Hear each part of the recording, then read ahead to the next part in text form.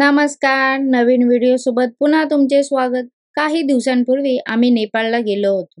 ही आमची business trip असून जेवढे पाहता येईल तेवढे टुरिस्ट पॉइंट आम्ही काठमांडूमध्ये कव्हर केले होते. तेच आता मी तुमच्याबरोबर शेअर करणार आहे. सर्वात प्रथम फ्लाईटने आम्ही काठमांडूला पोहोचलो. त्यानंतर 4 किलोमीटरवर असलेल्या हॉटेल शंकरमध्ये आम्ही चेकिंग केले. आता हॉटेल कसे आहे ते तुम्हाला दाखवतो. आता व्हिडिओ दिसणारा एरिया रिसेप्शन एरिया आहे. रिसेप्शनच्या उजव्या बाजूला काही पायऱ्या दिसत होते. तिथून वरती चढून गेले की हॉटेलमधील बार होते. त्याचबरोबर बारच्याच बाजूला डाव्या बाजूला असलेल्या पायऱ्यांनी चढून वरती गेले की रूम स्टार्ट होत होते. हॉटेल हे 2 मजली असून हॉटेलमध्ये स्वीट्स आणि वेगवेगळ्या टाईपचे रूम अवेलेबल होते. त्याचबरोबर बँक्वेट, कॉन्फरन्स रूम आणि ओपन व क्लोज पार्टी प्लेसेस अवेलेबल होत्या. आणि हा आहे आमचा ड्युलेक्स डबल रूम, ज्यामध्ये हॉल व बेडरूम अशी रचना होती. हॉलमध्ये टीव्ही, 4 खुर्च्या, सोफा अशा गोष्टी अवेलेबल होत्या. त्याचबरोबर बेडरूममध्ये double bed, wardrobe, TV, side table, phone, AC गोष्टी असून वॉशरूमची सुविधा होती. त्यामध्ये वेस्टर्न टॉयलेट असून बाथटबची पण व्यवस्था होती आणि सर्व वॉशरूम ॲक्सेसरी प्रोव्हाइड केलेल्या होत्या. आणि हा आहे हॉटेलमधील स्विमिंग पूल एरिया. पूलच्या बाजूला सुद्धा पूल साईड बार असून बाजूला एक मोठे गार्डन पण अवेलेबल होते, जिथे बसून तुम्ही रिलॅक्स करू शकता. हे हॉटेल आधी पॅलेस होते. नेपाळमध्ये 1894 ते 1964 पर्यंत जो राजा राज्य करीत होता, त्या राजाची फॅमिली व राजा तिथे राहत होता. नंतर 1964 नंतर या पॅलेसचे रूपांतर हॉटेलमध्ये करण्यात आले. आधी 23 रूम पासून सुरुवात करण्यात आली. हॉटेल पाहत असताना आपल्याला असे लक्षात येते की बऱ्याचशा अँटिक गोष्टी तिथे आहेत. हॉटेलवाले असे सांगतात, हॉटेलमध्ये अजूनही राजाच्या वेळेस असलेल्या लाकडावरील केलेल्या कलाकुसरीच्या वस्तू रेस्टॉरंट, लॉबी व बारमध्ये ठेवलेल्या असून त्या 200 वर्ष जुन्या आहेत. आता आम्ही आलो आहोत नाश्ता करण्यासाठी. आज आमच्या ट्रिपचा दुसरा दिवस. नाश्ता करून आम्ही जवळपास असलेल्या काही ठिकाणांना भेट देण्याचे ठरवले आणि आमचे पहिले ठिकाण आहे बुद्ध नीलकंठ मंदिर, जे विष्णू देवतेला समर्पित असून इथे येण्यासाठी कुठल्याही प्रकारची प्रवेश फी नाही. हे काठमांडूच्या थंबनेल मार्केट पासून 9 किलोमीटरवर आहे. या मंदिरात महाविष्णू देवतांची एक मोठी मूर्ती शेष नागावर झोपलेल्या स्वरूपात असून डाव्या बाजूला लक्ष्मी व देवी राधेचे मंदिर आहे. हे मंदिर नेपाळमधील आस्थेचे महत्त्वाचे स्थान असून मूर्तीच्या भव्यतेमुळे पर्यटनाचे सुद्धा मुख्य स्थानांपैकी एक आहे. बुद्ध नीलकंठ या मंदिरातून निरोप घेत आता आम्ही आलो आहोत स्वयंभू स्तूपा या ठिकाणी. पार्किंग पासून 5 मिनिटांवर असलेल्या प्रवेशद्वारापाशी नेपाळी लोकांसाठी 50 रुपये आणि इतर लोकांसाठी 200 रुपये अशी प्रवेश तिकीट काढत आम्ही आत प्रवेश केला. आतमध्ये येताच गौतम बुद्धांच्या आकर्षित व लक्षवेधी करणाऱ्या 2 मूर्त्या तिथे होत्या. उजव्या बाजूने काही पायऱ्या मुख्य मंदिराकडे जाताना आपल्याला दिसतात. या मंदिरात येण्यासाठी 2 पर्याय आहेत. एक आत्ता जो आपण गाडीने आल्यामुळे आपल्याला फक्त 70 ते 80 पायऱ्या चढून मुख्य मंदिरापाशी पोहोचतो आणि दुसरा डोंगराच्या पायथ्यापासून 300 पायऱ्या चढून आपण मुख्य मंदिरापर्यंत पोहोचू शकतो. हे मंदिर 5व्या शतकातले असून एक पवित्र बौद्ध तीर्थस्थळ असून बौद्ध व हिंदू अशी दोन्ही प्रकारची मंदिरं आपल्याला इथे पाहायला मिळतात. नेपाळमधील हे प्राचीन मंदिरांपैकी एक मंदिर आहे. आत्ता व्हिडिओत दिसणाऱ्या सफेद रंगाच्या घुमटाकार स्तूपावर असलेल्या चौरसाकृती कळसावर बुद्धांचे डोळे 4ही दिशेंना कोरलेले आहे, जे सर्वत्र पाहत आहे अशी मान्यता आहे. आत्ता व्हिडिओत दिसणाऱ्या ह्याच त्या 300 पायऱ्या, जे चढून तुम्ही थेट मंदिरात येऊ शकता. तसे या मंदिराला मंकी टेम्पल पण बोलण्यात येते.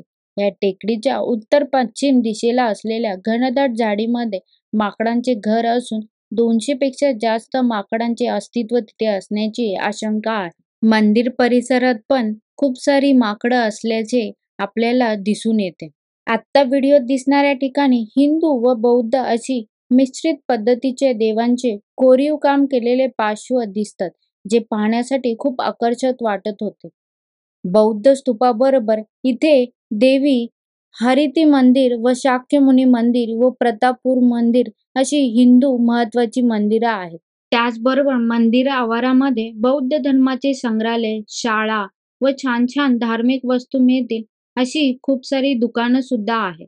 छानसे असे दर्शन करून थोडा वेळ फोटोग्राफी करून आम्ही आमचा प्रवास पुढच्या दिशेने चालू केला आणि आमचे पुढचे ठिकाण होते Chandragiri cable car. Chandragiri cable car base station Kathmandu पासून 24 किलोमीटरवर आहे. चंद्रगिरी हिल बेस स्टेशनला पोचता 1:30 वाजले होते. लंच टाइम असल्यामुळे बेस स्टेशन पाशी असलेल्या एका विणतुल्य रिसॉर्टमध्ये दुपारचे जेवण करायचे आम्ही ठरवले. नेपाळी पदार्थ ट्राय करण्याची इच्छा होती, त्यामुळे नेपाळी लोकांचे लोकल तिथली थकाली थाली आम्ही ट्राय केली. जेवण करून आम्ही थानकोटमध्ये असलेल्या केबल कारच्या बेस स्टेशन पाशी गेलो. केबल कारचे तिकीट घेऊन तिकीट कितीचे आहे व अन्य काही माहिती हे मी डिस्क्रिप्शन मध्ये दिलेली आहे. ही केबल कार 2016 मध्ये थानकोट ते चंद्रगिरी हिल अशी चालू करण्यात आली होती. या केबल कारची लेंथ लाईन 2.5 किलोमीटर असून 8,200 फीट उंचावर तुम्हाला घेऊन जाते. आम्ही ज्या दिवशी या केबल कार ठिकाणी भेट दिली होती त्या दिवशी सकाळपासूनच रिमझिम पाऊस व पावसाचे वातावरण होते, त्यामुळे सर्वीकडे धुके पसरलेले होते. त्यामुळे जरी स्पष्ट व्ह्यू दिसत नसला तरी धुक्यांमधून वरती जाणारी केबल कार एक वेगळा अनुभव आम्हाला देत होती. 10 ते 12 मिनिटाच्या केबल कार प्रवासानंतर आम्ही चंद्रगिरी हिलवर पोहोचलो. एका केबल कारमध्ये 8 जण बसतील अशी परमिशन आहे व 38 केबल कार ह्या रुटीनमध्ये फिरत असतात. सकाळी 8 ते 5 अशी वेळ असून दुपारी 1 तास लंच टाइम असतो 12:30 ते 2:30च्या मध्ये आणि विकेंडला व हॉलिडेच्या दिवशी 8 ते 6 असे वेळापत्रक ह्या केबल कारसाठी असते. आता व्हिडिओत दिसणाऱ्या ठिकाणी उभे राहून आपण हिमालय रेंजेस पाहू शकतो असे तिथे माहिती फलक लावलेले होते, परंतु खूप जास्त धुके असल्यामुळे आम्हाला ते अनुभवता आले नाही. आता आपण आलो आहोत भालेश्वर महादेव मंदिरात. हे मंदिर चंद्रगिरीवरील सर्वात प्राचीन मंदिर असून 1000 वर्षे जुने असण्याची आशंका आहे. हे मंदिर भगवान शंकरला समर्पित असून मंदिराचे बांधकाम शंकरनाथ रिमल यांनी बांधलेले आहे. मंदिरासमोर असलेली भव्य नंदीची मूर्ती ही आकर्षक व सुंदर आहे. मंदिराच्या गाभाऱ्यात जाण्याची परवानगी नसली तरी दरवाजातून दिसणाऱ्या शिवलिंगचे तुम्ही मनभावे दर्शन घेऊ शकता. मंदिर परिसरात गणपती, हनुमान अशा देवतांची पण मूर्त्या आहेत. आता व्हिडिओत दिसणाऱ्या ठिकाणी लोक आपली इच्छा पूर्ण करण्यासाठी टाळा लावतात या जाळीवर, कारण या मंदिराला इच्छेश्वर महादेव मंदिर पण बोलतात. इथे बोललेली इच्छा पूर्ण होते अशी त्यांची मान्यता आहे. मंदिराच्या मागच्या बाजूला राजे पृथ्वीनारायण शहादेव यांची मूर्ती आहे. यांचा राज्यकाळ 1799 ते 1831 या काळखंडीत होता. मंदिरासमोर एक व्ह्यू टॉवर आहे, जिथून तुम्हाला हिमालय रेंजेस दुर्बिणीच्या साहाय्याने पाहू शकता अशी व्यवस्था आहे. त्याचबरोबर तिथे एक रेस्टॉरंट पण आहे, जिथे तुम्हाला चहा, कॉफी व नाश्त्याचे प्रकार मिळतात. संपूर्ण चंद्रगिरी हिलवर वेगवेगळ्या प्रकारचे ॲडव्हेंचर गेम सुद्धा आहेत, जसे की झिप लाईन, झिप सायकलिंग, बंकी jumping, amusement park, 3D house, horse riding, लहान मुलांचे पार्क, बँक्वेट, गिफ्ट स्टोअर, छोटे मोठे फूड स्टॉल असे वेगवेगळ्या प्रकारचे खूप सारे गेम तिथे आहेत. तुम्ही आरामात 3 ते 4 तास या हिल स्टेशनवर घालू शकता. खूप थंडीमुळे तोंडातून निघणाऱ्या वाफेची आमच्या मुलांना एक खूप वेगळीच मजा वाटत होती. अशीच मजा मस्ती करत आम्ही पुन्हा परतीच्या मार्गावर निघालो. केबल कारच्या टॉप स्टेशन पासून केबल कार पकडण्यासाठी आम्ही गेलो. केबल कार मधून दिसणाऱ्या सुंदर दृश्याचा आनंद घेत आम्ही पुन्हा बेस स्टेशन थानकोट या ठिकाणी आलो, जिथे आमची कार पार्किंग होती.